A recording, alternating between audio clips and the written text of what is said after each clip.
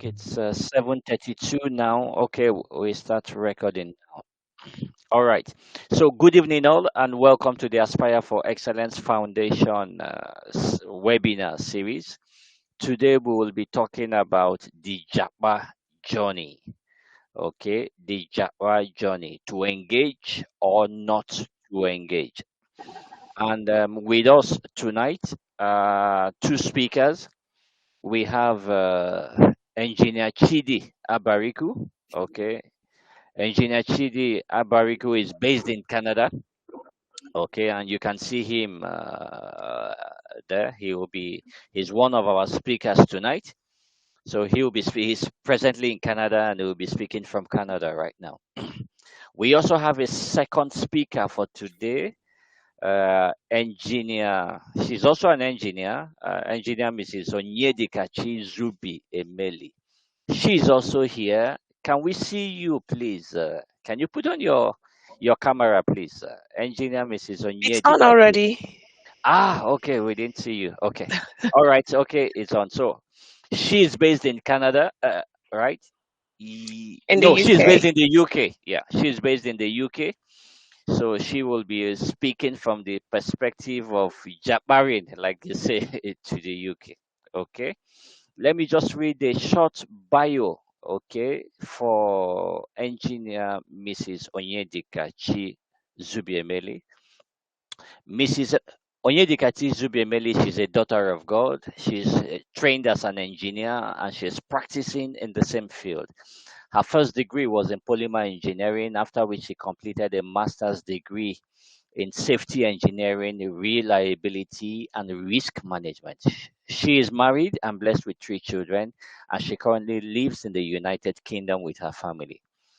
Outside her formal career, she loves working with children, and she's passionate about empowering young people from a tender age onto their God ordained destiny. And that is for engineer Mrs. Onyedikachi. Okay.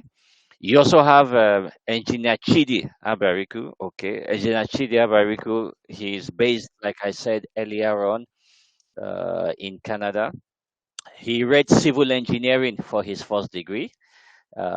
He also worked in the oil and gas, the energy industry in Nigeria for many years before he eventually emigrated to Canada. And in Canada, he also works in the energy space. Okay, so Engineer Chidi Abariku, you are welcome. I'm sure we have a Thank lot you. to learn from you too. So the floor is open for you too. You can go for it. Just one comment. Please, if you have any questions to ask, put your questions in the chat box. Okay, I just put a message here, chat. You can put your questions here. They will attend to your questions here. Okay. If you want the materials, I will share it on the WhatsApp link. I will share the WhatsApp link in the chat box. All you need to do is just click on the WhatsApp link and you will join the Aspire for Excellence WhatsApp group. Thank you very much. The floor is yours. Now I mute my mic. Engineer Chidi, Engineer Onyedikachi, the floor is yours. Thank you. Awesome. Thank you so much, Engineer Mike. And it's a pleasure to be with you. I hadn't completed a sound check, and so I'm speaking now with the assumption that everyone hears me and clearly so. Yes. And if not, then then we will have to recalibrate. So I'm hoping everyone can hear me. I can hear. Awesome. I That's can good. hear you as well. That's great. Yeah, I think we can hear. All right. Another thing to quickly check is I've toggled away from my presentation, but I shared that window. Can you still see the presentation clearly? Yes, we can see the presentation. Yes. All right. So I will add a little bit just because I didn't hand in a bio. I think one of the key defining factors for me is faith. I came to faith in my my faith in God is something that started as a teenager back in secondary school. And the reason why I mention that is because it's very primary to me and even relevant to the topic of today, because the JAPA journey is something that for men and women of faith, you also know that your faith plays a role in a big decision like immigration. I've had other experiences living outside the country before my current status of being a citizen of Canada, and you will see where that fits in as we go through the slides and talk about the JAPA journey. So thank you for your attention. We'll just go straight into the slides, and we'll be alternating the slides one after the other. The first slide, of course, just the agenda showing what we're going to be looking at today. We've gone through a brief introduction for the speakers, and thank you for everyone else who is here. I see many great names and people that I do know and some that I've not been in touch with for decades. So it's really good to see everyone here. We'll define immigration, generally speaking, and then look at why immigrate? Why do people immigrate? We'll talk about how to engage in the process, and then we'll talk about some of the implications. We'll look through the challenges that may be unknown or unseen that immigrants face, and then talk about some of the common pitfalls and mistakes that people make. Then we'll talk about how to prepare, and then we'll look at the financial outlay, and then we'll do a checkpoint and summarize it. It is a lot to go through, and there's a lot of talking, and I know there's going to be lots of questions, so I'm going to pick up the pace and talk a little bit quickly. I know Sister Onyedika has a lot of subject matter to cover as well, so as your questions come up, put them down, pop them into the chat, and let's go through it. Right. Generally speaking, human migration is just movement of people to a destination where they are not natives or where they do not possess citizenship in order to settle there permanently as residents or to naturalize. And it's been, I guess, since the recorded history has been on, there's always been a reason for people to leave the land of their birth or their land of their nativity and move to another location. So it's not something that started with us. And even though we have coined the name JAPA Journey, actually it's going on everywhere around the world, and so much so even more in some other places than Nigeria.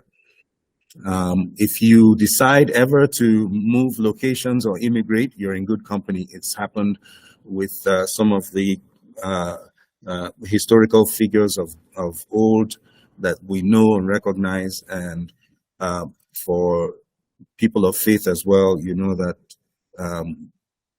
even Jesus, Mary, and Joseph, they had to immigrate at some point in their life. Sister Onyedika, next slide.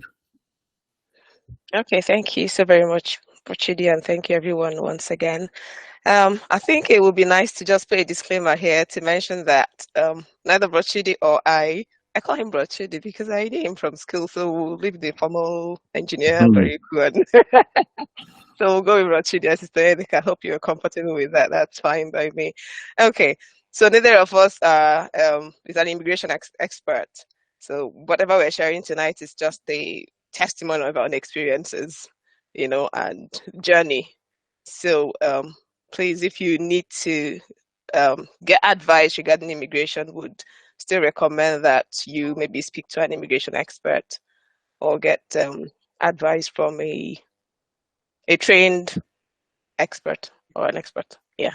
Okay. So reasons why people immigrate. So there are various reasons, and this slide might not be exhaustive, but these are some reasons that might highlight the reasons why, some pointers that might highlight the reasons why people choose to immigrate. So it could be to secure improved employment opportunities. It might just be that you've come to a point where you want something better, you want to divert to something new, and you think the opportunities are there elsewhere to help you move to what you want to do. So that is a main reason people migrate, and with the mindset of also escaping poverty. So many people is just looking for greener pastures, essentially. It could be to escape a situation in your home country which is not very conducive. It could be a war, it could be a conflict, it could be other forms of aggression that plague your current situation, and you just want to move from that. It could be racism, corruption, gang violence, and all the rest of them. It could also be for social acceptance, the JAPA syndrome. People are moving and it's just maybe the fashionable thing to do or the in thing to do. So people sometimes can go with that herd mentality of that's what's just happening now and that's what's on board and we'll just do it. All my friends have gone. Why not if not? It could also be due to environmental factors. There might be some challenging environmental situations in one's current location that has made it unconducive to continue to stay there, and you're looking for better climatic conditions elsewhere. It might also be that healthcare opportunities and exactly optimum where you are. You want something better for yourself, for your family. It could be an existing condition that might be better taken care of elsewhere, or just preparing for a rainy day, or just to make sure that if anything came up, you were well covered. So that could be another reason. Stability and higher standards of living, yes. Improved personal safety. I think increasingly people are moving not just for financial reasons, but also for security reasons. There are a lot of security migrants these days just because they might be doing a very good job, doing okay, but the situation at home means that they just need to go. Have a colleague, well, a friend from uni days actually, and I didn't realize he had moved to the UK. And we caught up a few months ago and we're just catching up about how when he moved, how he moved. And he was saying to me that he had 2 assassination attempts in Nigeria. So after the second one, he was like, that's it. So he just decided to take his family out of the country. So that could be a big reason for some people, for many people actually.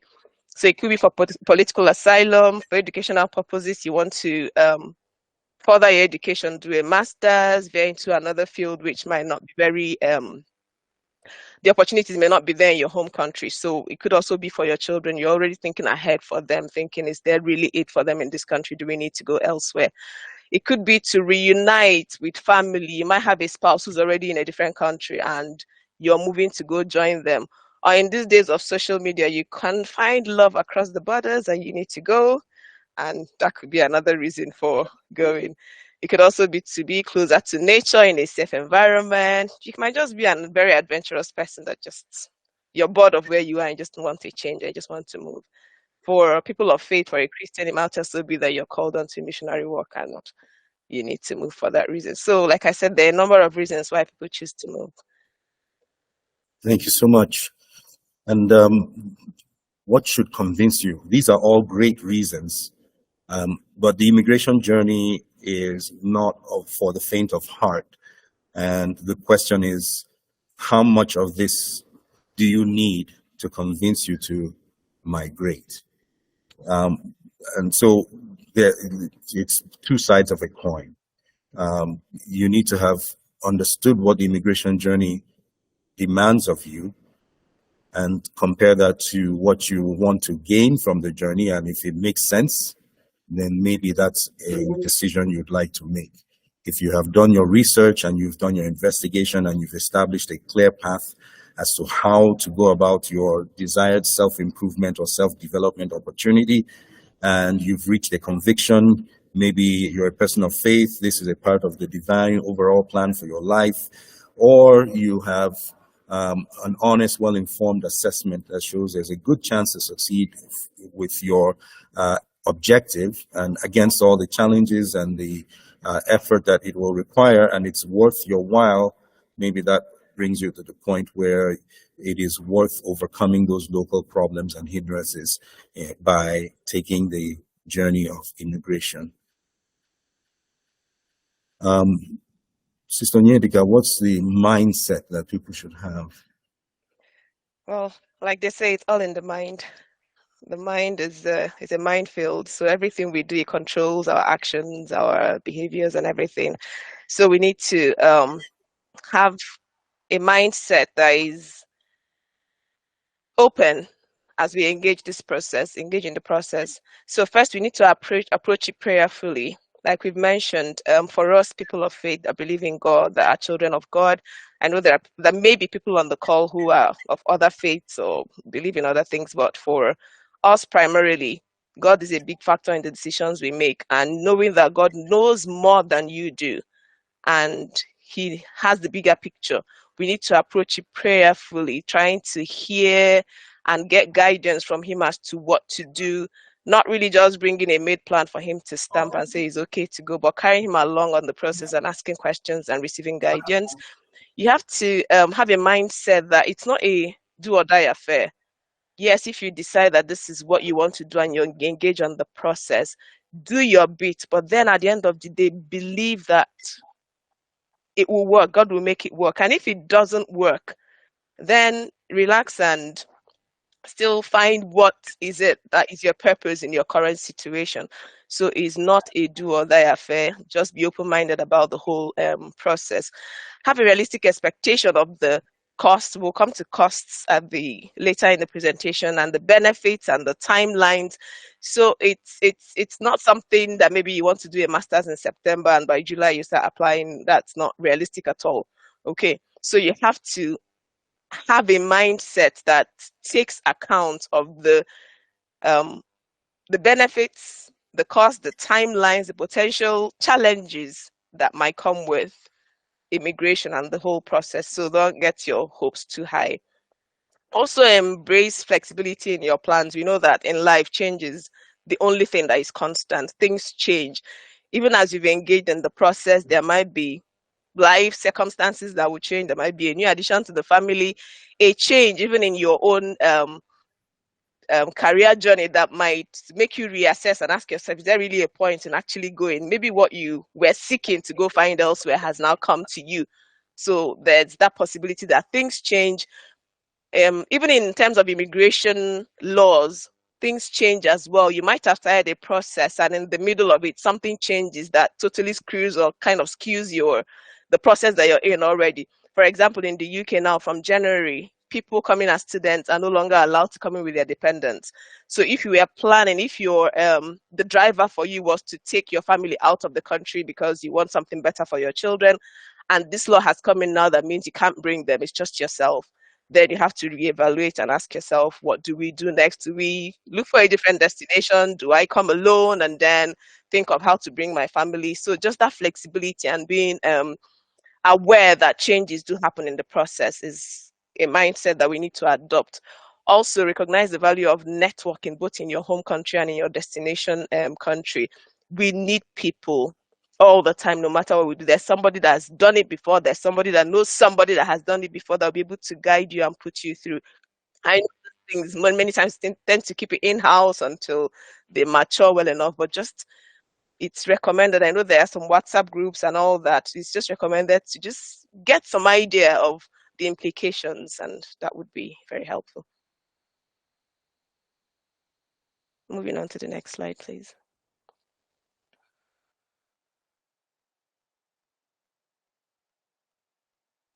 So over to you, Chidi. Sorry, you're muted if you're speaking.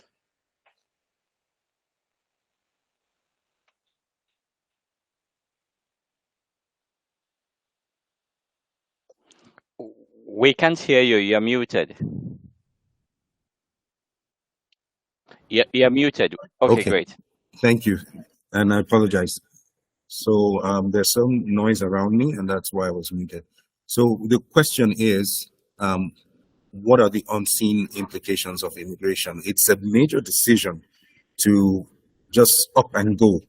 Especially the door is open to people to immigrate, not as children who don't have commitments, but usually people who are more entrenched in their life. They have a job going, they've got their life and their social life and their career and their involvement and their family. So to leave that behind and move into a new place in a new location, it is quite a challenge. It can be scary. When you get into a new place, nothing is familiar. There's a steep learning curve, even if you're well-traveled. As I mentioned in the addition to my bio there, I lived in the US for about 5 years as a child.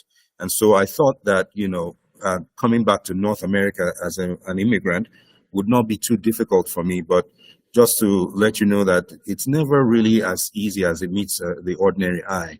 And there's always a learning curve for things that you might not expect. I will stay away from giving the examples to that right now, just because we have a lot of material to cover. But some of the things that you might anticipate or desire or hope for which you even might get started in the immigration journey, some of those things may either not be available, may evaporate. Like if you intended to get a good job, and that's your aim, but the job doesn't come within the time frame you're expecting. You thought you'd get a job in a couple of weeks or a couple of months, and it's been half a year, and you're still struggling. Sometimes that could happen. Some people have this idea of instant wealth, or you want to get away from racism or tribalism, and you just find it in a different color or a different shade. You find that there's still favoritism, IMM, Imam Madu. For those who don't know what IMM is, you need an interpretation to that.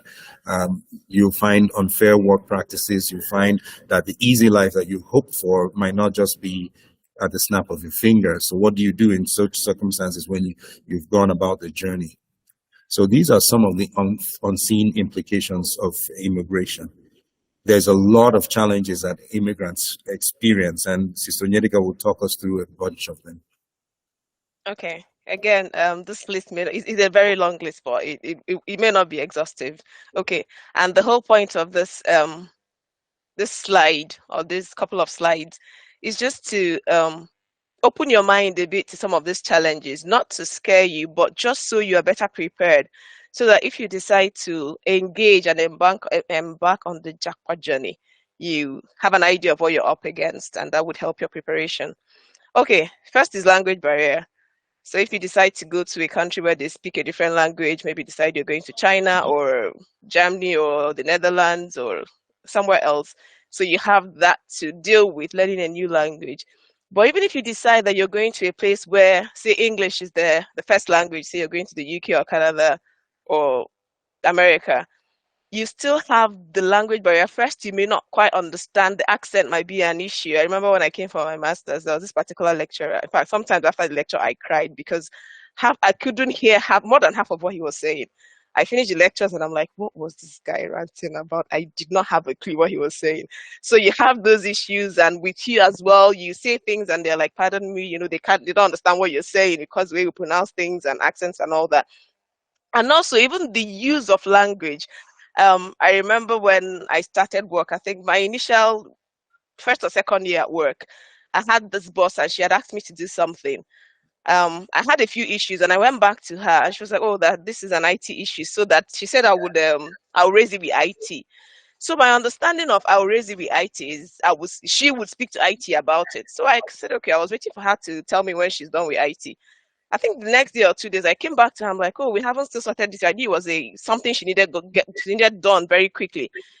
So she was now like, okay, so what's the update? Is it done? And I was saying to her, you were going to speak to IT.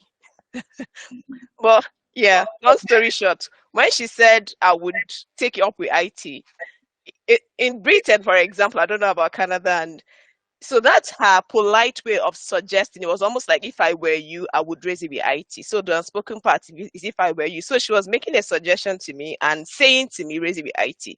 But the language is, I'll raise it with IT. And me at that time, my understanding was, you are raising with IT, so I'll wait for you to come back to me. So there are many examples of that. So that can be a challenge, miscommunication coming from all that. Lack of employment opportunities, like Chidi said, it may not be as rosy as had been painted before you left your location. So that can be a major challenge. Some people expect that maybe they're coming on a Monday, by Wednesday they're settled in their houses, by Friday they start a job. And they realize that 3 months down the line, they're still looking. So we need to bear those in mind. Absence of affordable housing can be a challenge. One, getting housing in the first place, because you're coming into a new place, and in most Western worlds, they would need you to have some credit, trustworthiness, credit rating, some reference from somebody that knows you or that you've lived in that location, and you wouldn't have that normally, and that makes it a bit difficult. And even when you find, the cost of housing is way more than would typically pay. I'm using Nigeria as a reference because that's where I'm used to. It's way more than you would have paid back home. So for a 2-bed flat in the UK, for example, you'll be looking at cheapest, maybe like £600, £500, between 600, £500 to over 1,000. So let's assume you were paying 700, which is an okay price. Converting it at maybe 1,003, now you're talking about 910,000 naira a month. In some places, that might be your rent for the whole year. So that can be shocking for some people. There might be restriction of access to medical services, So in some countries, you might need to already have some insurance. And where you are not expected to, in the UK, for example, where you can have access instantly, there's also, it's not as it is in Nigeria, where you can just walk up to a clinic and get attended to immediately. You have to book an appointment. Sometimes you might not have a slot for a week. And it's usually a shocker for some people when they arrive that you can't just walk in. Well, except it's an emergency, of course. If it's an emergency, you get the ambulance or call 999 or 911, whatever the number is where you are. But yes, that access to medical services is not readily available as compared to Nigeria, where if you have your money, you can just get it. There's also prejudice and systemic discrimination. There's that's a whole topic for another day. But you find that people have challenges. It can even be as simple as the name on your CV. And you submit an application. A friend was saying to me the other day that he submit applications, and within 5 minutes he gets this response after careful examination of your CV. We regret to say to you that you're not. She's like, it's not been 5 minutes I submitted this application. What careful examination are you really talking about? So those things can just be systemic discrimination, just based on your experiences, your name, and all that. Loneliness is a big thing, even for people with family, but particularly for singles. You come to a place where you probably don't know anybody. And the times where festive periods, for example, like Christmas and all that, you're used to being with family, busy and all that. But you come to a country like the UK or the US or Canada, and that day is a quiet day. There's no public transport. There's nothing. There's no shop open. You're in your house and it's cold. It's winter. It might be snowy. So you're just there, reliving the experience of Christmas at home and thinking to yourself, what am I doing here, locked up in a room all by myself? It can be very lonely. And even if you have family, it can also be. And that relates to the next one as well. You can lose valued relationships, family, colleagues. And even if it's not a loss totally, it's just that thing of them not being readily there. Time differences and all that might mean that you don't have access to family members as readily as you would have. There's the emotional toll of immigration. That one is a whole topic on its own. It can be a very stressful journey, particularly when you have children, or when you're a large family and you're having to take care of all the nitty-gritties of moving, changing school and all that. There can also be an issue with unpreparedness for different weathers. I was speaking to someone who said he just came, like, how cold can it be? And he came with a t-shirt. He said he nearly froze at the airport, So some of those challenges, you may not expect the shocker you get with the weather. So that's another challenge immigrants face. There's the pressure of social expectation from home country. You've jackpot now and everybody expects that you'll be sending the pounds and the dollars. And even while you're trying to settle in and get your feet, some people are already expecting you to send money for this and that and plenty requests. So that can be a pressure indeed. And that's something that needs dealt with. There's the culture shock. Things are very, very different. Like what Chidi said, even if you're well-traveled, sometimes the shock is very real. So that's something to deal with. I was shocked the first time I had to I got invited for a birthday party. And people invite you to a birthday party and you pay for your food. And I'm like, who does that? And it's normal. Even when I just started work, in fact, I was still doing internship. I was a student. I was posted to do internship with a company. And one of the days, my boss said, "Oh, we're going for dinner, for lunch." I brought my own lunch, but in my head, my boss is taking us out. I gave another colleague my lunch, and we went out. Looked at the menu. I chose the simplest of things. I'm like, they're paying for me now. Let me just be a good girl and just choose something reasonable. And everybody just ordered some fancy meal. And after eating, they brought the bill. Everyone was just paying for their own. In fact, we just split the bill equally. And I'm like, what is going on here? Like, your boss takes you out, you're a student, and you pay, you know? Oh, and that was my feeding money for nearly a month I spent that afternoon. My goodness, I didn't recover from that. So that's one of the many things that can happen. There could be erosion of your self-confidence. So you're already a manager in Nigeria, for example, doing a job where everybody's going sasa to you, and then you come here while you're trying to settle. You might just have to go for a menial job like cleaning, security job, and all that. If your sense of self-worth and identities in what you do and all that, that can be bruised seriously. And there could also be an erosion of your career progression. So like I said, before even when you get into your field of expertise, there might be that thing of you don't have a UK experience or whatever that is, and you then have to start from the basics again. So that might take you another few years to build up to where you were before you moved. Transportation issues, of course, that's very different. In Nigeria, you could just maybe get a bike, get a cab very quickly. Here, sometimes you have to phone and they tell you there's no cab for maybe the next hour, even at the taxi ranches. So it can be a bit different. And with transportation, sometimes African time mentality, sometimes the buses are very on time to the second almost. So if you get to your bus stop a minute before, after the time, the bus would have left. So it's all that to get used to, and the interfaces with transportation. You wouldn't, of course, have a credit history, and for you to access most things in the country, there has to be a credit history for you. So that can be a challenge. There can also be the social stigma due to cultural differences. Coming from Nigeria, some of us are typically loud, very expressive. Me, I'm talking and my hands and everything is moving. A typical British person will be talking to you and no expression, even when they were killing you or when they are killing you. They'll be very expressionless, no anxiety, no expression of what's the word, excitement, even when they are breaking the most excellent of news. So sometimes we come across as very aggressive, very loud, so that can put a stigma on the fresh immigrant because you haven't quite got used to those cultures.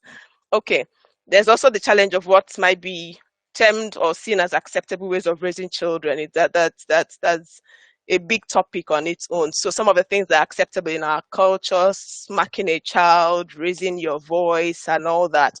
In a place like the UK, that's actually a criminal offense to hit a child. You could end up in jail and the children can get taken away from you. So it's a whole new process of learning and relearning and unlearning some of the approaches to raising children that you might have already. There's also the DIY culture, which is a very big one. So there's no Adamu or Yewande to call to run to the market for you or to just take that car, wash it and all that. Everything is do it yourself.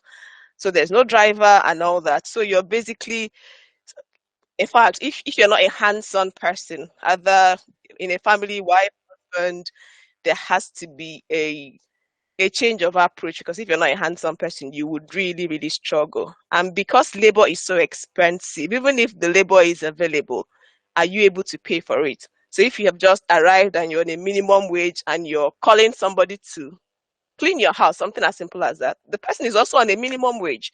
So it's not like you're paying your whole salary to someone to clean your house. So that's something to grapple with.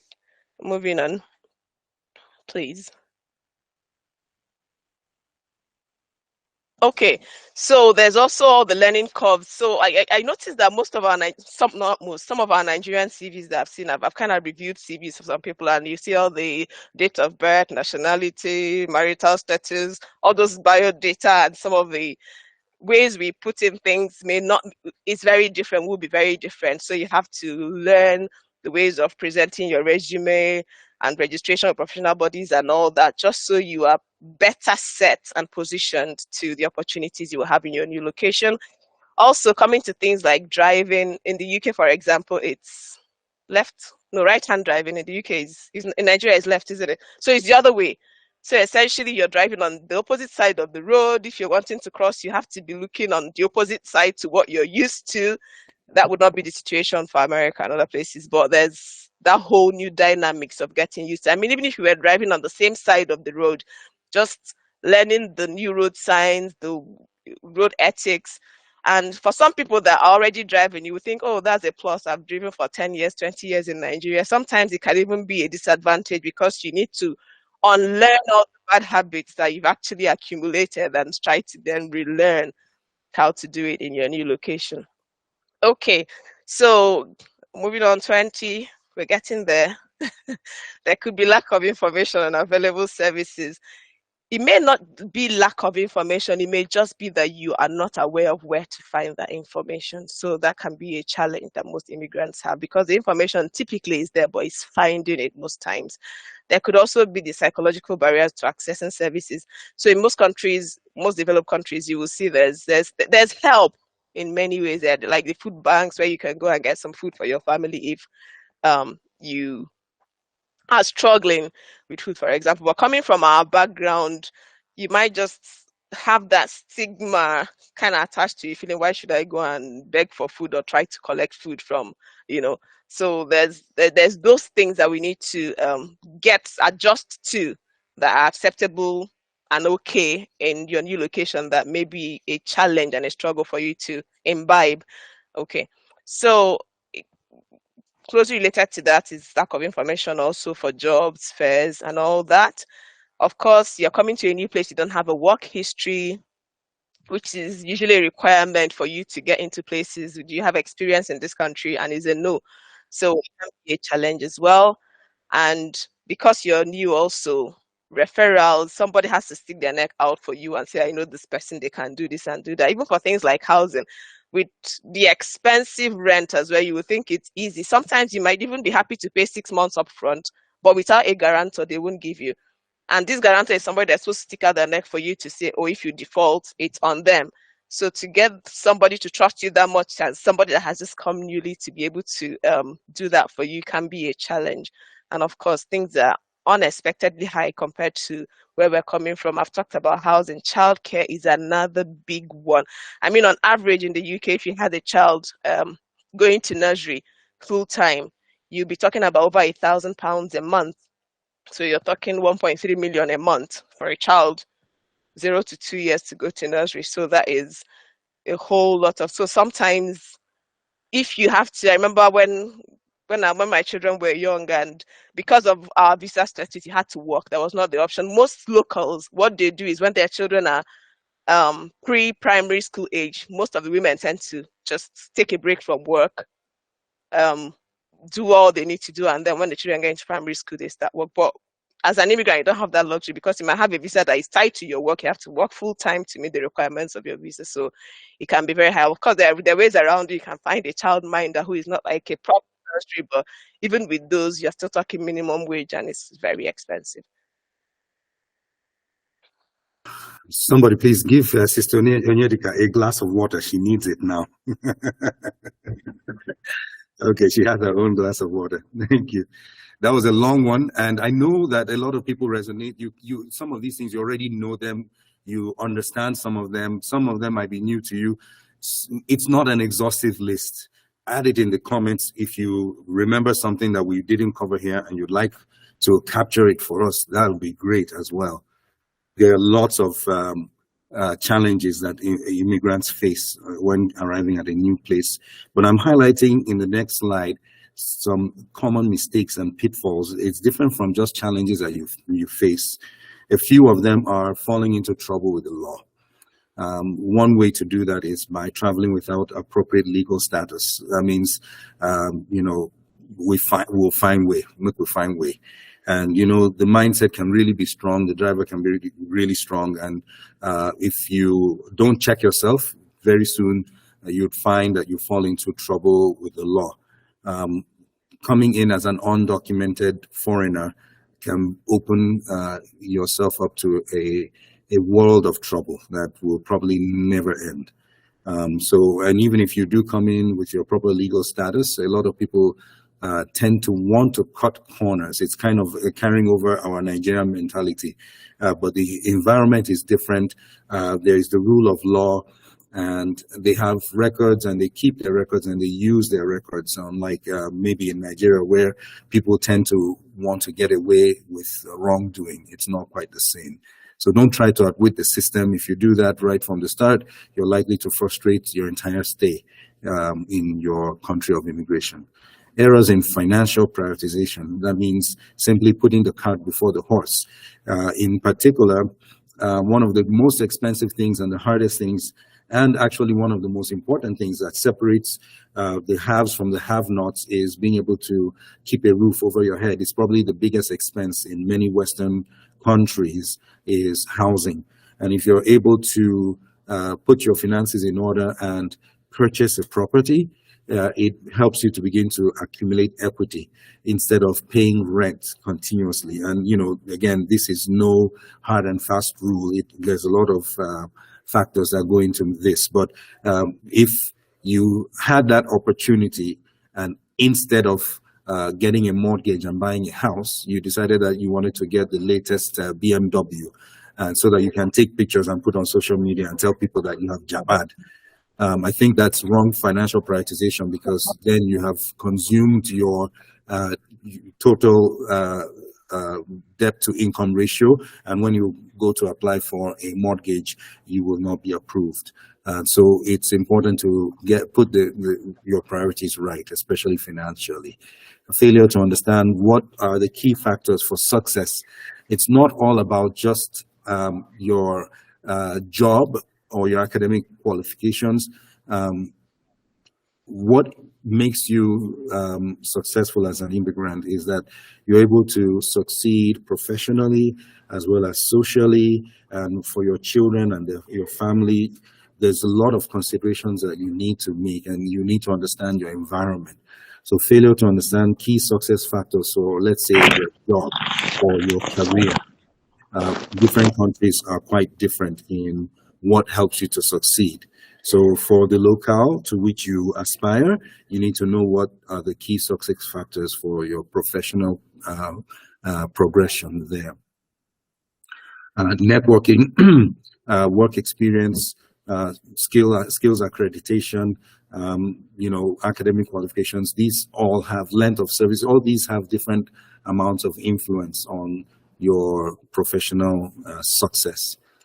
Then again, another one that we have in here is there are cultural practices, social practices that we have from our countries of origin.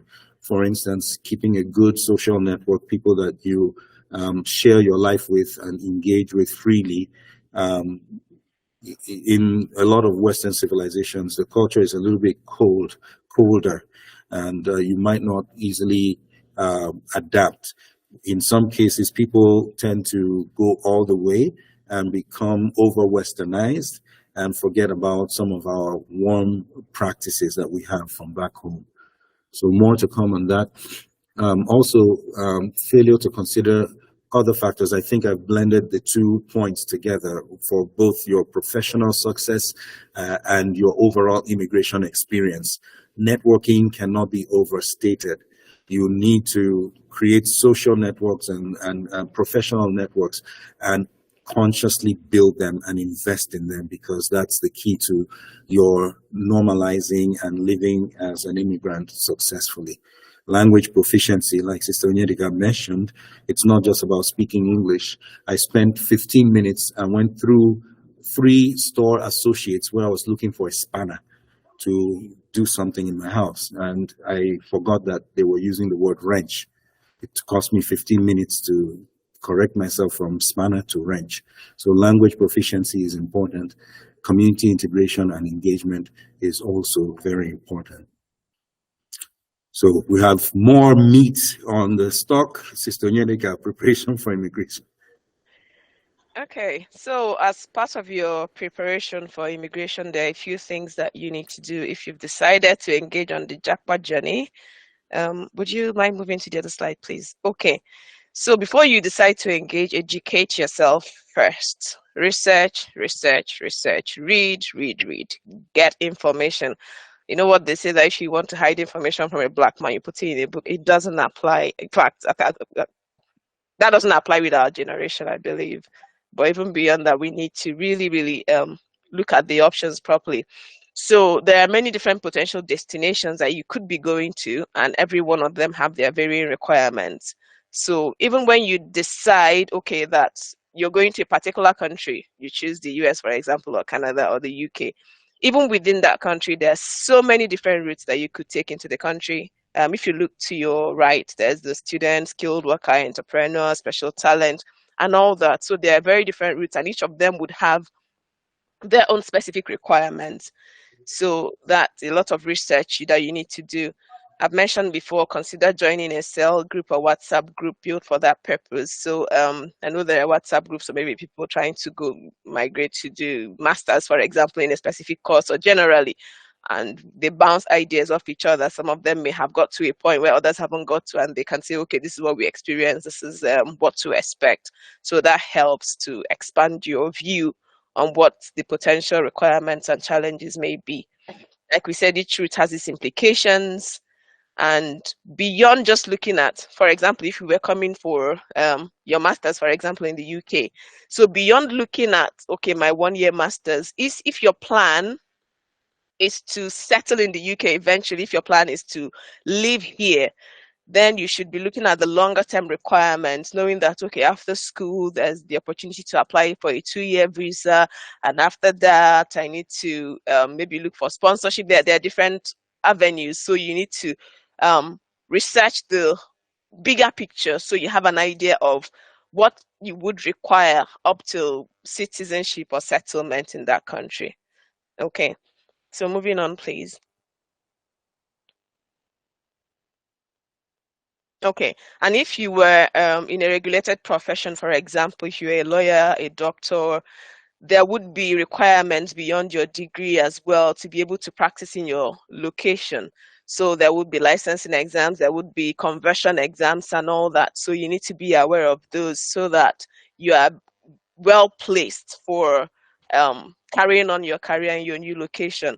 And part of that is also getting registered into the professional bodies for your own field to place yourself in a good position for settling in properly when you get into your new location.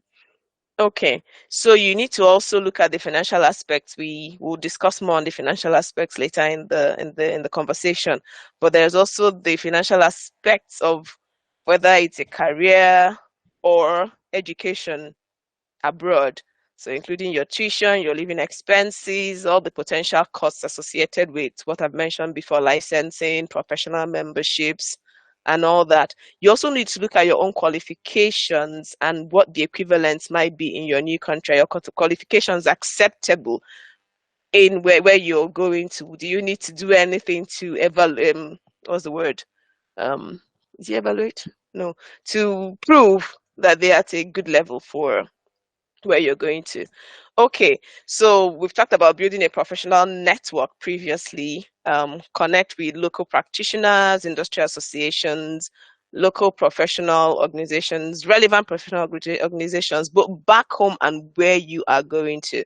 So, for example, you might need a reference from back home eventually to say maybe you're a part of a Nigerian Society of Engineers or whatever it is. You might need something from back home. So it's good to make sure you're a part of that organization and also figure out what your new organization will be in your new country where you're going to. Also look at the work-life balance. What are the professional expectations from you in that field and potential cultural differences in work practices? But Chidi has mentioned sometimes it's not just about the certificates you have in terms of formal learning, it's the experiences, it's the certifications, it's all the other things around it. Maybe the volunteer work you've done and the impact you've made in some areas. So all that counts. So that's something to consider holistically as part of your planning and preparation. Moving on, please. So the next part of it is to gather your documents. Okay. So of course, if you're planning to travel, the first step is make sure that you have your international passport. And these days, without your national insurance identification number, you can't get your passport. So you have to get your name, get your passport, make sure you have all your certificates. I know we have sometimes this habit of you finish school 10 years down the line and you haven't actually collected your certificate for one reason or another. you would need those. So it's time to start gathering those certificates. Do your qualification evaluations with the likes of World Educational Services. You might need to notarize your documents for a lawyer to say, okay, these are proof of they are real documents, and whatever they need to do, just notarize them. You might need affidavits for inconsistencies. Even very little inconsistencies in your documentation could make your visa be refused. So if you had maybe a random letter added to your name at some point that it doesn't line up with another documentation, you need to get that sorted in court, maybe with an affidavit, just to say it's the same person, it's just an error, or whatever the explanation might be. You might need a test of proficiency in English. It could be IELTS, it could be TOEFL, it could be CAE, whatever the requirement for your route is. You need to understand that and start making preparations towards getting that certificate. And you also need your employment history and references. References are a key, big thing. So if you say you've worked in this place for 10 years and all that, there needs to be proof that you've done that beyond just what you've put on your CV. Okay, gathering your documents. We've talked about researching before, but then educate yourself. Moving on to complete your requirements. Educate yourself on the requirements for the various routes we've talked about, whether you're coming as a student, skilled worker, specialist, skilled worker, whatever route you're coming through, research the requirements. For some routes, you need to register in a pool. I know for Canada, skilled worker. Yeah, you need to do that. So you register in the pool. There's also the proof of funds, which is a big thing. They need to know that you have the money that you claim to have to be able to support yourself in your new destination. So some destinations might require you to have that money in your bank account for however long they need it to be there. So that's something that needs to be sorted as part of your preparation. You need to get your police clearance. You need medical examination. I know for students coming to the UK, they need to do a TB test, tuberculosis test. In Canada, the requirements are a bit different. It's more holistic for skilled workers and all that. Of course, some require you to send a passport photograph with specific requirements. So all those need to be put in place. And when you decide, okay, you're going to make this application, please use the official website. For the UK, use uk.gov.uk. So www.gov.uk. For Canada, they would have theirs and all that. So I know there are all those things that people send, link for application, link for this and that. We don't need to be told there are scammers everywhere these days. So please stick with the official website at every point. It's also a decision to make whether you want to do it yourself or use an agent. So this process is, as long as you take your time to read through the requirements, they are quite easy.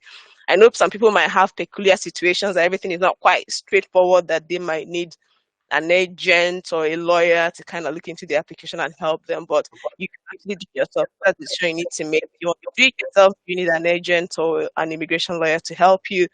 But noting that the fact that an agent does the application is not a guarantee that it will be a successful outcome. You need to capture your biometrics, and you need to keep to the conditions of your visa, even when you've got it. We are currently dealing with a situation where someone got a visa to start school in September. They had a window to arrive. They did not arrive, and the school had waited. There was no correspondence. They asked the Home Office to revoke the visa.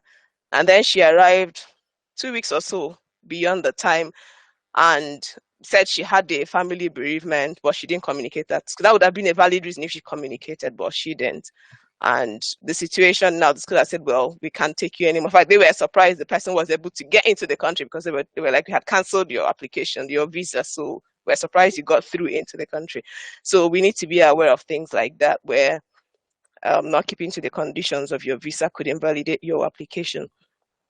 Okay, so as part of preparation and getting ready to move, what do you do with your job, your current job and all that? Please do not burn bridges. Even when you know you are going, you never know when you would need people.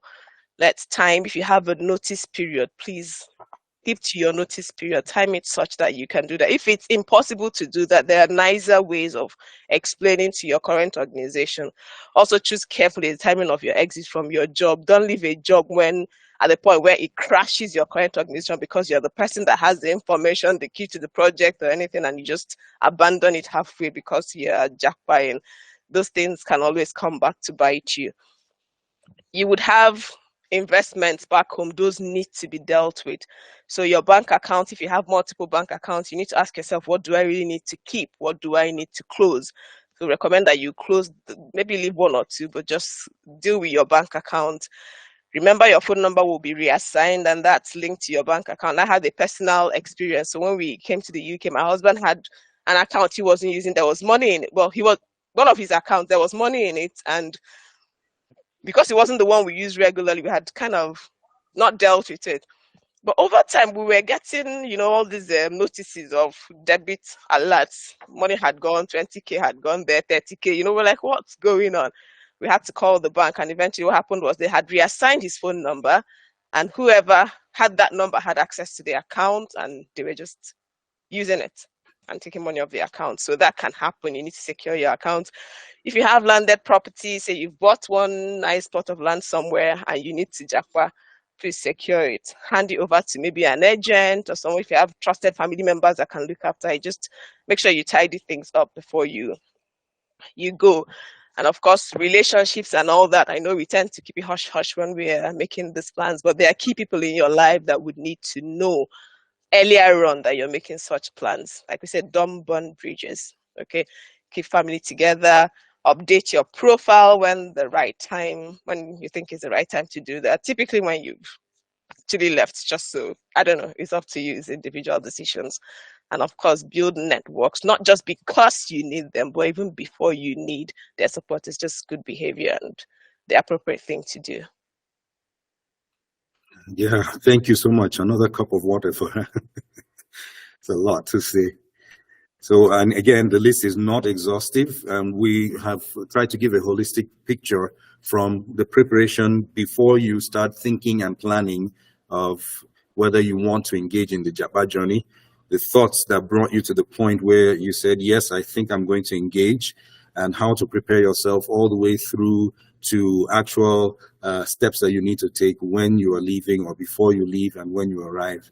But what does it cost to do all of this? It's important to have an idea. One quick disclaimer before we go into this slide is not all the costs that you see here will apply in your specific case. And even the outlay that we're presenting as an example, just as an example, is something that happens over the space of several years. So it's not to give you sticker shock. It's more to have a better understanding that there are demands financially.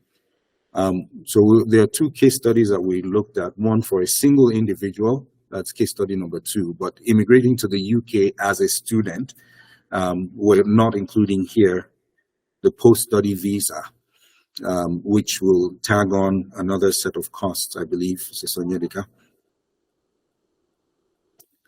Yes. But correct. And then the other case study is for, let's say, a large family, 4 children, mother, father, coming to Canada as skilled workers. And, we're disclaiming if maybe there's an error in the calculations, but it's just to demonstrate what kind of costs. So on the left, there are some of the things that Sister Nyedika has already talked through, getting your national ID card and your international passport. You will need English language proficiency tests for many countries, and in other countries, maybe there are other requirements.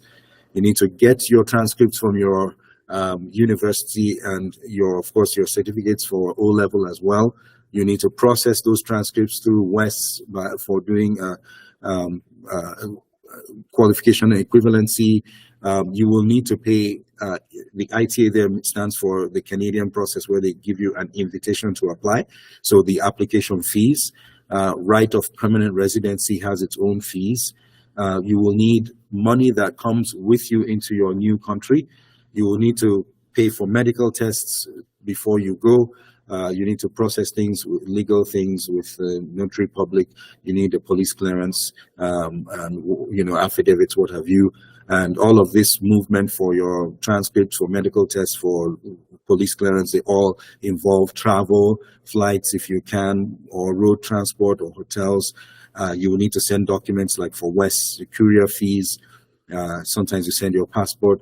There are many other things that are not captured in here. And then when the visas are granted, then you actually pay for your international travel, which can be quite weighty as well. There are landing costs, first accommodations when you arrive, and for something like the UK, where you need to renew, or other situations where you need to reapply for some kind of extension, there are fees around that as well. So for the first case study, family of 6, husband and wife, 4 kids immigrating to Canada. Again, I'm using someone's experience, not my personal experience. My personal experience is too far removed.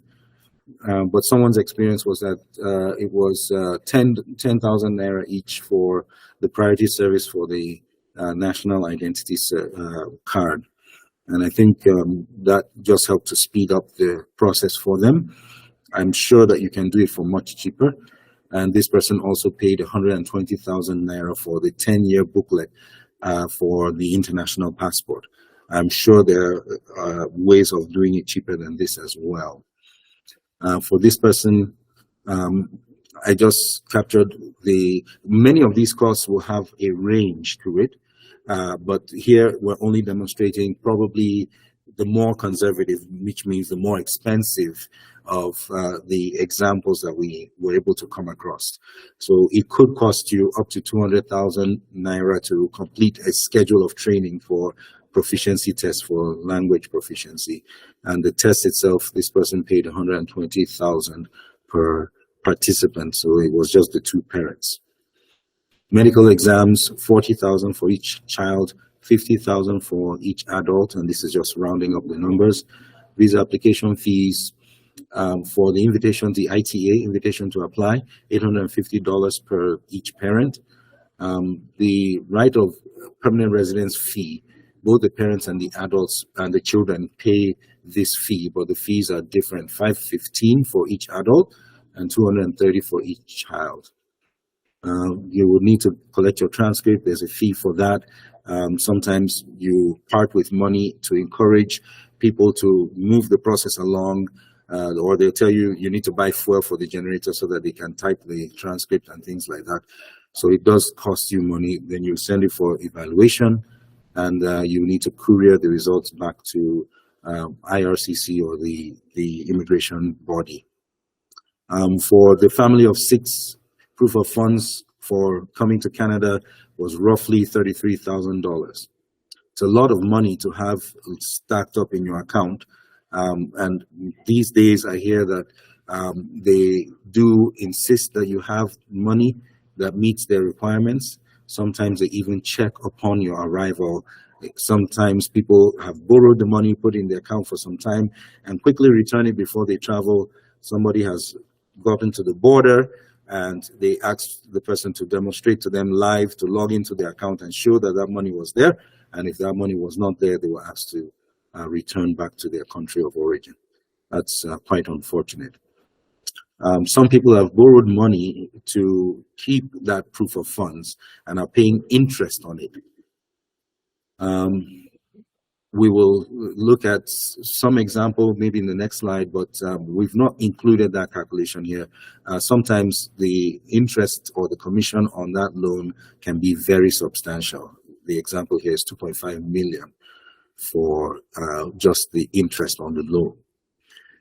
If you choose to use an immigration agent, that comes at a cost. We've not included that calculation here. Flights locally, other logistics for all the running around can add up to a tidy sum depending on what you choose to do. And then the flights, international flights for a family of 6 coming to Canada, we've taken a conservative amount, or rather I shouldn't say conservative, an average amount. And this can vary widely. sometimes people say the time of the day, if you book in the middle of the night, it's cheaper. I don't know about all that, but definitely the time to your travel affects the cost, of course, your destination, and many other factors as well. And it's good to have a small amount for miscellaneous expenses. So it is quite an interesting amount. Looking at 41 million naira at the exchange rate that we've used is 793 naira to a Canadian dollar. But again, these are all subject to variation. The next case study for a single person, much more conservative for the passport for 60,000 compared to the 120 we looked at. The TB test is less than 60,000. There's a surcharge for IHS, $890 US at the exchange rate that we've chosen here. There's a visa application fee, it's above $600. The school fees that you need to pay is substantial. £16,000 is what we've assumed here. It ranges sometimes as low as 14,000, sometimes as high as £22,000 per year. So it is quite substantial. Then you do have to have a proof of funds as well, just under £10,000 at 1,300 naira to a pound. That puts you solidly at 12 million naira for a single person. The commission, again, depends on how much you borrow. In this case, it could be up to 2.1 million. And Sister Onyedika, this 2.1 million is a recurring amount on what basis? Is that monthly? 2.1 million? So this person had borrowed 21 million to stay in their account for 3 months for the proof of fund until arrival, and they were charging 3.5%. Per month or per annum? Per month, yeah. Per month. So 2.1 million per month. Although for the cost of the for the 3 months. There yeah. we go. That's good.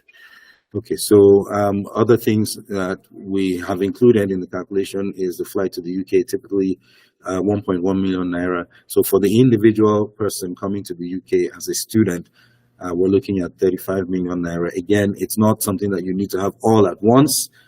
You will need the proof of funds to be in your account before you travel, but the other expenses you spend as time progresses, as you progress with the application process. So I'm sure there's lots of questions. That's great.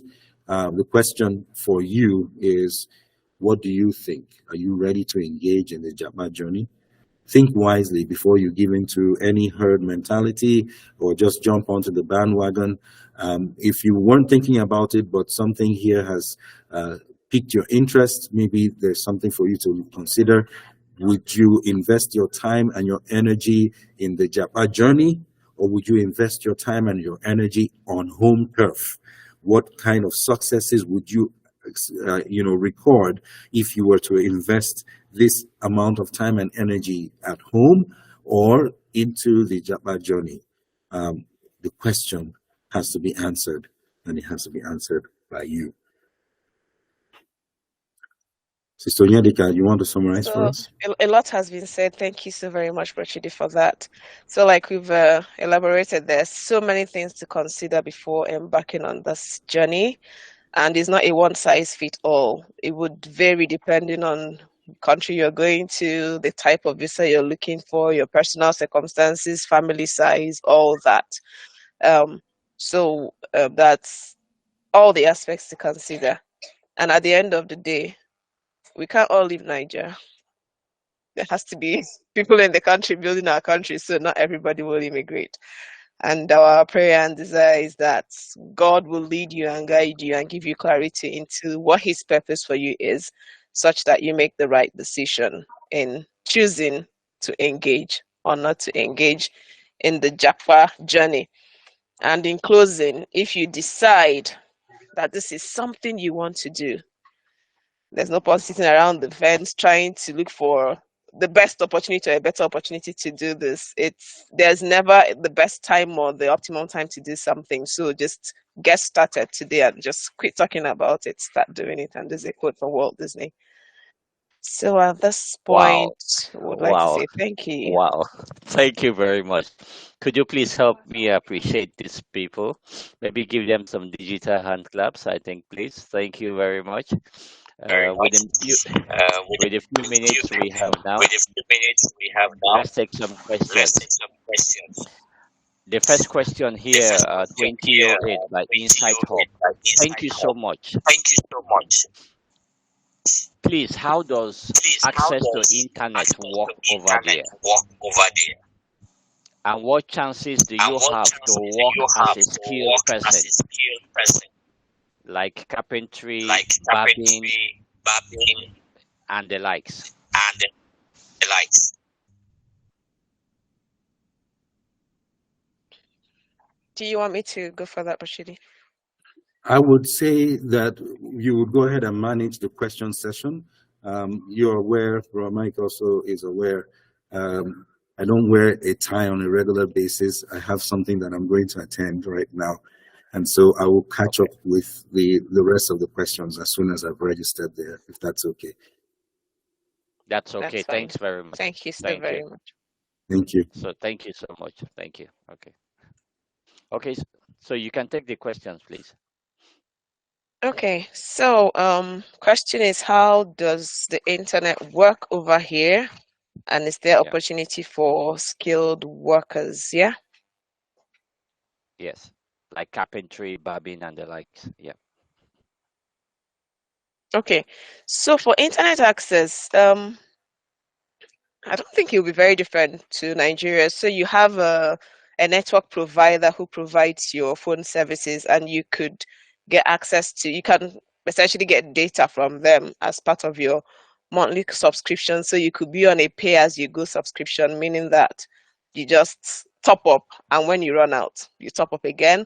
But what's more common is that you get a contract that maybe every month you're paying, say, £20 a month for maybe 50 gig of data. It just depends. There are different contracts and different, you might be paying £10 a month for 4 gig, So that's how it works. Mostly in your home as well, you would have Wi-Fi provided as part of your services at home. So when you're home, you can use the home Wi-Fi. Everything at home will be working with your Wi-Fi. And when you're out and about, you can use your data on your phone as part of your phone contract. And when you're in public places as well, there would usually be Wi-Fi's that you could connect to. I hope that answers the question. On Thank the you. What second about the part, second one? Yeah. yeah, about skilled workers. Yes, there are visas for skilled workers. I'm not sure about Babin. I'm not sure what. Okay, so there from time to time, the UK. I'll be speaking for the UK because that's the environment I'm more used to.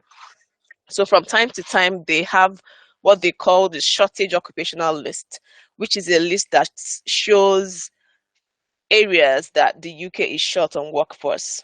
And they open up that list and say, if you have this kind of experience or expertise, please, you're welcome to apply and come in. The process is rigorous as well. So it's not a case of claiming I'm a carpenter and then you just go and apply. There has to be documented evidence of you having a business, how much you're generating back home, all that. So yes, there is that opportunity, but it needs to be demonstrated as well that what you're claiming that you're an expert in, that you really are one. Thank you very much.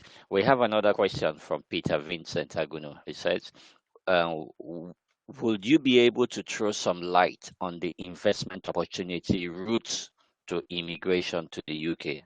Okay. Sorry, You know, investment opportunity. opportunity route. You talked about several routes. You can come in like a student, you can come like a skilled worker, you can come with investment opportunity routes. So this person wants to know, what are the investment opportunity routes, to immigrate? Okay, I'm not Probably as very a sure of business, the maybe as a business investment owner, opportunity. Okay, so entrepreneur. That's more like an entrepreneur. Yeah, a business entrepreneur. owner. Correct, correct, Mm, correct. okay, so Y- that route exists.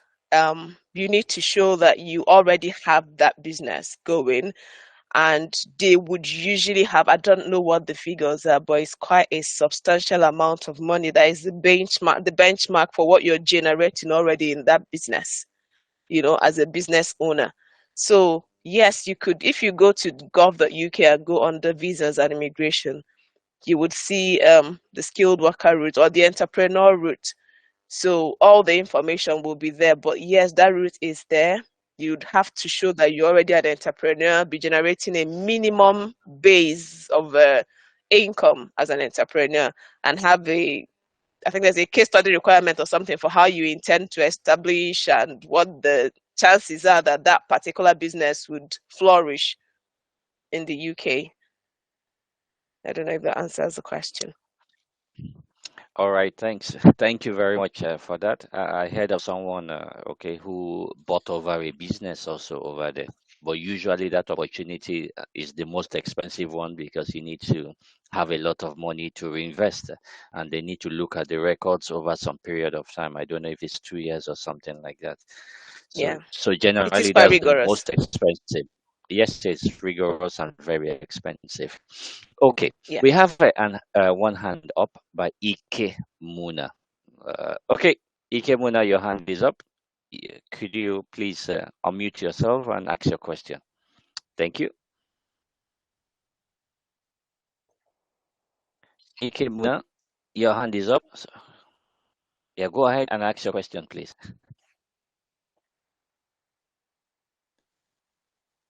Okay, you're still muted in case if you want to ask your question. Boom. Okay. It seems there's a challenge. It seems there's a challenge. Okay, we have one more question here from Inside Hope, and I think this is the last question we have here. Bamidele has a question too, so I will call you later. Please, I will want to know if there's anything like work visa from Nigeria. Is it realistic? If yes, so probably getting a visa to work, maybe to the UK or something like that. I guess this should apply for special skills or highly. Yeah, go ahead. Yeah, there are opportunities to be employed from Nigeria. I know in the healthcare sector, for example. So, if you were a nurse, for example, or in some specialist of social services, which are part of the shortage occupational list in the UK, um, there is the opportunity to be employed. So, if you find a company here who are looking and who are ready to give you something they call certificate of sponsorship. So, essentially, they're sponsoring your entry into the country. That is possible. I know for other medical routes as well, they have that opportunity, but there are some certifications that they expect that you would have done. For example, in physiotherapy, I can't remember what they call it. There's something you are expected to do complete while you're still back home, and then that tells them that you are at a level where you can be employed in the UK. And then if there's somebody looking, an organization that needs someone, you are an eligible candidate and they can employ you right from your home country. So yes, those opportunities exist. But we need Great, to be very brilliant. careful because in these days there's been a lot of scam with people saying they got a certificate of sponsorship. There's some scam companies coming up every here and there, and then they ask you for money for things. So that would be a very big red flag if a company that claims they want to sponsor you are then asking you to pay money to do one thing or another. So we need to be very careful with that. But yes, those opportunities are there. All right, thank you. I think we have time for maybe one more question or so. Bamidele Okelola, your hand is raised up. Could you please unmute your microphones and ask your questions, please? Thank you. Good evening, sir. I really appreciate this opportunity and I want to appreciate the facilitators for the well explained presentation. My question is concerning Canada. I don't know if my auntie here can say more because I think Mr. Chidi was speaking for Canada. But either way, now I got an information that if you should come into Canada via visit, that when you are there, if you intend to stay back, that there is provision for you to be able to convert your visit to work visa. I want to know how true this is, and if it is true, how how viable is it? Hope it will not bite back. Naturally, when you go for a visit, you expect to return at a specific period of time. So now you want to convert it to work. How possible? it's not part of the scam that many people are propagating. Thank you. Okay, thank you very much, Mr. Bamidele. Unfortunately, I can't speak very much for Canada, and I'm not. Chidi would have been the best person to speak for Canada because he lives there and he knows what applies. Generally speaking, I would say, like we said earlier, the official website for the country will tell you what is possible and what is not. And if you don't find that information there, then you need to look twice and think twice before embracing those opportunities when they are brought up to you. But having said that, it's not a case of it's impossible. These immigration things, it's funny that there are so many ways around it legally that if you understand what to do and what the requirements are, you can actually get through. So I can't say it's a yes or a no because I don't know for Canada. But what I would suggest is if it's a possible route, it would be on the website. So that would be something for you to possibly look at if Rochida doesn't come back in good time to respond to that. And in terms of the implications, if it's a legal route of application and you do that, there shouldn't be repercussions because if their system allows it, then there aren't repercussions for that. Okay, thank you very much. Thank you. Could you please maybe give her a round of applause again, maybe digitally, please? Thank you very much for what Thank you've you done very today. much for what I'm you've done sure you've today. been able to help some I'm sure you've people. been able to Could you help mute your some mics if you are not speaking, please?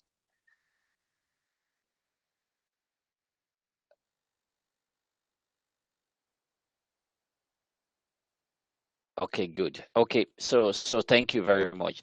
Next month, December will be ending December 18th, the third Saturday, with personal retreat prerequisites for the start of a successful new year.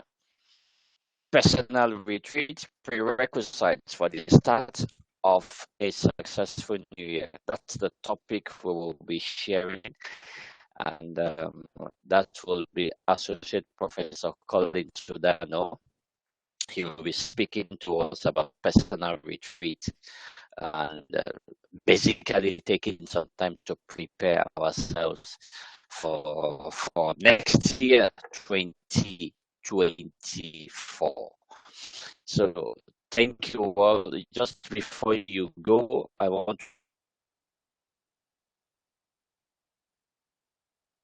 to express my thanks to everyone who have taken some time here. Personally, Ajoy Yomi, thank you. Alali Babelema, thank you. Amanda, thank you. Otto Pinkney, all the way from the United States of America. Thank you.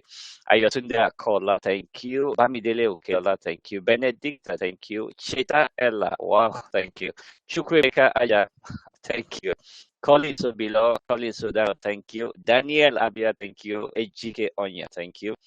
Emmanuel Sule, thank you. Emmy Kings, Gotsenberry Marco, thank you. Harold, thank you. Idok Cornelius, thank you. Funaya Okoro, thank you. Igbineweka Odion, thank you. Ikemuna, thank you. Insight Hub, Iro Choma, thank you. Jacob Adeyemo, thank you. John Idoko, wow, thank you. John Godswill, thank you. Josephine Nwanze, thank you. Kelly Onya, thank you. Kennedy Digital, thanks. Edems Gold, Lucky Odume, a long time. Margaret Odwabuchi, thank you. Naomi Babe, Adamu, thank you. Jacob Oberiwe, thank you. Oge Bemola, thank you. Ogechi Adiku, thank you. Olawale, thank you. Olisa, thank you. Lufemi, thank you. Omasi Space, thank you. Onyedikachi Kelechuku, thank you. Otodo Marian, thank you. Otowe, thank you. Peter Vincent, thank you. Petrus Ihebo, thank you. Philip Ebokosa, thank you. Queen Laura, wow, thank you. Raphael Aderoti, thank you. Rose Uja, thank you. Rosalie Nibo, thank you. Rixi, thank you. Dr. Sabio Nibo, thank you. Samson Jayola, wow, thank you. Uja Frederick, thank you. Victoria Chuku, thank you. And finally, Wesley Fire. This Fire Kinu, I hope I pronounced that well. Thank you very much. Do have a lovely weekend, and we hope to see December 18th for personal retreat prerequisites for a successful New Year Thank 2024. you. Enjoy Thank my you very Thank you, much, personal sir. and enjoy minutes. your weekend. Thank you.